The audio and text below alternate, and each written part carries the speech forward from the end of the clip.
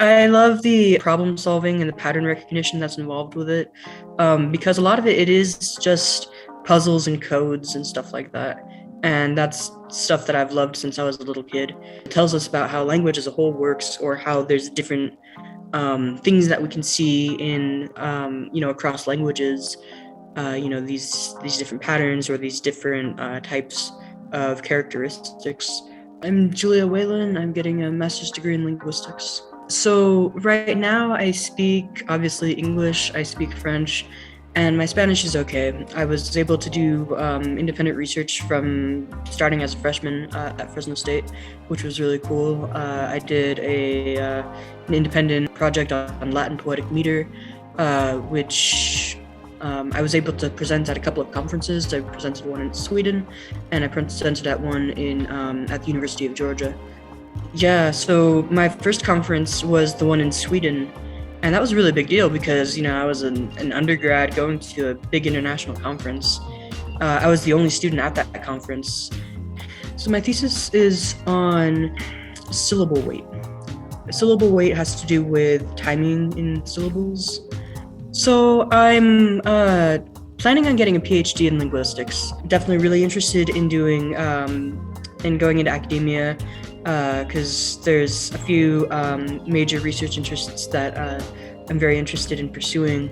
I'm really interested in rhyme, and I'm actually developing a digital rhyming dictionary, which is really cool. It has a lot more features than any of the other rhyming dictionaries that are out there. Mine, you can search for words by sound, which I'm really excited about because, as a language nerd, that's just super cool. My end goal is to make it in like sort of a website or an app or something that lyricists and poets and stuff can use. And my other primary research interest that I would like to pursue is autism, because that's a very understudied topic, especially outside of psychology, but there's definitely an overlap with linguistics. I write musicals in my spare time, not the music, but just the lyrics and the stories. I write a lot of stories about autistic characters because I'm autistic myself, and I've noticed that there is a significant lack of representation, and especially good representation, in any sort of media.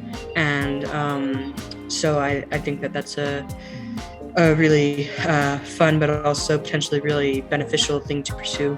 We really need a lot more representation of autistic characters and a lot of types of autistic characters, so that we can get, so that society as a whole can get a better idea of what autism looks like, recognizing the diversity of the spectrum, and not trying to put us all into this one little box, because that's not particularly useful for us, because some of us need more help than others, and if you try and treat all of us the same way, some of us are getting coddled while others are getting ignored and or inadequately supported.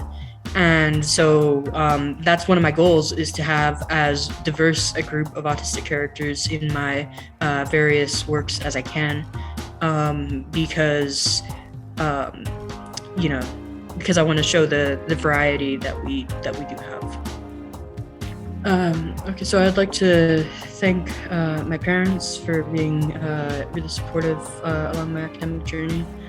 I would also like to thank the faculty in the linguistics department at Fresno State, especially Chris Golston, Jayden Elvin, and John Boyle.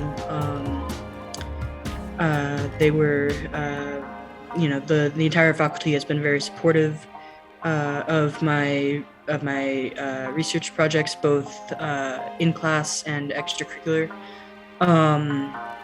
I would also like to thank Thomas Ried at University of Stockholm for joining my thesis committee.